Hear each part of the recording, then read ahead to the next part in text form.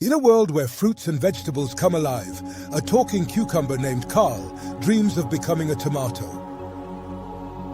Carl encounters a talking banana named Barry, who shares his desire to transform into a different fruit, a pineapple. Carl's jealousy grows as he meets a tomato named Tina, who yearns to become a cucumber like him, bringing forth conflicting desires and emotions.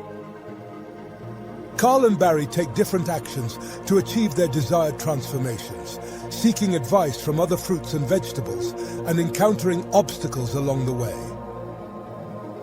Despite their efforts, Carl and Barry fail to transform into their desired fruits. However, they realize that their true value lies in embracing their unique qualities and being content with who they are. Tina, the tomato, also learns to appreciate her own qualities and finds happiness in her identity as a tomato, inspiring Carl and Barry to do the same. Carl, Barry, and Tina create a culture of acceptance and celebration of individuality within the fruit and vegetable community, encouraging others to embrace their true selves.